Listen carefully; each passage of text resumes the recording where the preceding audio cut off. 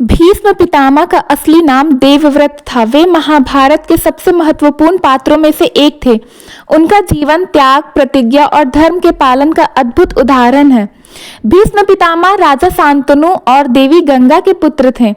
गंगा जी ने 8 पुत्रों को जन्म दिया, लेकिन उनमें से 7 को उन्होंने जन्म के तुरंत बाद ही नदी में प्रवाहित कर दिए।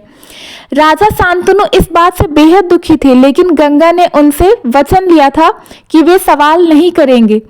जब 8वां पुत्र जन्मा, तब राजा ने गंगा को ऐसा करने से रोक दिया। यह 8वां पुत्र देवव्रत थे, जो आगे चलकर भीष्म कहलाए। गंगा ने तब राजा शांतनु को बतलाया कि वे उनके पुत्र नहीं बल्कि अष्टवसु थे, जिन्हें ऋषि वशिष्ठ के श्राप के कारण मानव शरीर में जन्म लेना पड़ा था। देवव्रत इन अष्टवसुओं में से एक थे। गंगा जी ने अपने पुत्र देवव्रत को लेकर चली गईं और उन्हें महान विद्वानों से शिक्षा दिलवाई।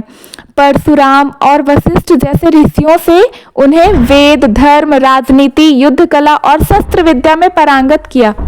देवव्रत ने धनुष, बाण और गदा जैसे सभी अस्त्र शस्त्र में अपार कुशलता प्राप्त की। उन्हें इच्छा मृत्यु का वरदान भी मिला, जिसका अर्थ था कि वे अपने मृत्यु का समय स्वयं तय कर सकते हैं। भीष्म पितामह का जीवन उस समय पूरी तरह बदल गया जब उनके पिता शांतनु एक मछुआरे की बेटी सत्यवती से विवाह करना चाहते थे। सत्यवती के पिता ने कहा कि वे तभी शादी की अनुमति देंगे जब सत्यवती का पुत्र राजा बनेगा। देवव्रत ने अपने पिता के सुख के लिए सिंहासन त्यागने की प्रतिज्ञा ली। इतना ही नहीं, उन्होंने आजीवन ब्रह्मचर्य का व्रत लिया ताकि उनकी संतान कभी राज्य पर दावा ना करे। उनकी इस महान प्रतिज्ञा से देवताओं ने उन्हें भीष्म नाम दिया, जिसका अर्थ है भीषण प्रतिज्ञा करने वाले। शांतनु ने भीष्म को अपनी प्रतिज्ञा के लिए वरदान दिया कि वे इच्छा मृत्यु का वर प्राप्त करेंगे। इसके बाद भीष्म पितामह ने अपने पूरे जीवन को कुरुवंश की सेवा में समर्पित कर दिया। वे हस्तिनापुर के सबसे बड़े संरक्षक बने, राजाओं को उचित सलाह देते रहे। महाभारत के युद्ध के समय भीष्म पितामह कौरवों के पक्ष में थे। हालांकि वो पांडवों से बहुत प्रेम करते थे, लेकिन उन्होंने अपने वचन और धर्म के कारण धृतराष्ट्र और कौरवों की ओर से युद्ध करने का निर्णय लिया।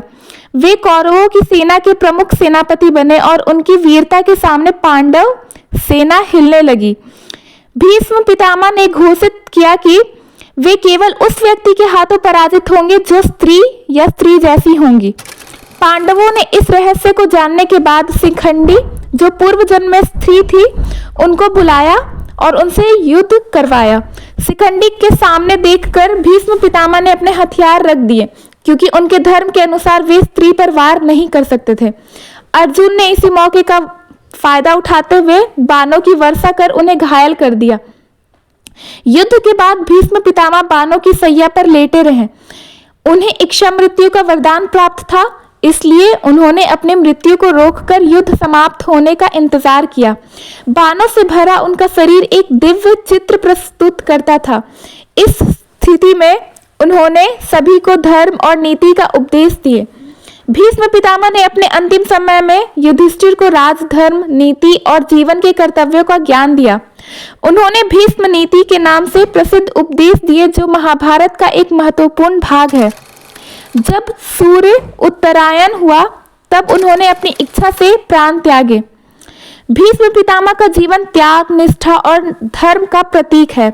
उन्होंने अपने परिवार, वचन और कर्तव्य के लिए अपना पूरा जीवन समर्पित कर दिया। उनकी प्रतिज्ञा और इच्छा मृत्यु की कहानी हमें सिखाती है कि जीवन में त्याग और धर्म का पालन कितना महत्वपूर्ण है।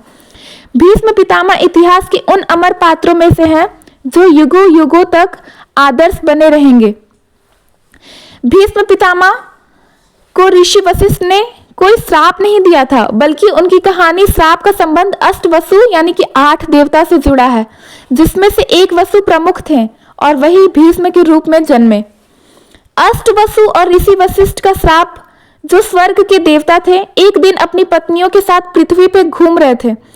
उनमें से एक वसु की पत्नी को ऋषि वशिष्ठ के आश्रम में एक कामधेनु गाय, जिनका नाम नंदिनी था, वो दिखाई दी। वसु की पत्नी ने कामधेनु को स्वर्ग ले जाने की इच्छा व्यक्त की। अपनी पत्नी की इच्छा पूरी करने के लिए जो प्रमुख वसु थे जिनका नाम ध्रुव था, उन्होंने अपने भाइयों के साथ मिलकर वह गाय चुरा ली। जब ऋषि वशिष्ठ को इसका पता चला तो वे अत्यंत क्रोधित हुए और उन्होंने अष्टवसु को श्राप दिया, तुम सभी को अपने इस पाप के कारण मानव जन्म लेना पड़ेगा।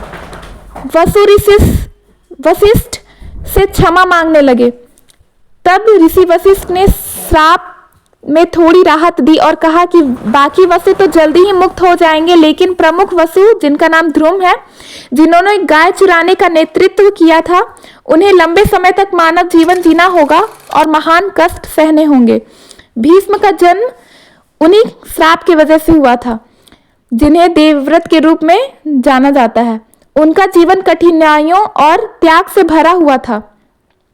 उन्होंने सिंहासन त्याग और ब्रह्मचर्य का व्रत लेकर अपने पिता की खुशी के लिए सबसे बड़ी प्रतिज्ञा ली थी। उनके कष्टमय जीवन और इच्छा मृत्यु वरदान भी ऋषि वशिष्ठ के श्राप का ही परिणाम माना जाता है।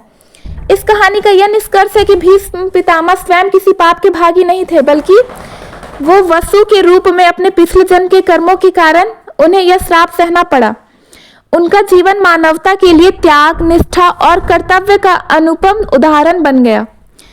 कैसा लगा आपको भीष्म पितामह का ये कहानी? अगर अच्छा लगा तो प्लीज़ मेरे चैनल को सब्सक्राइब कीजिए। धन्यवाद।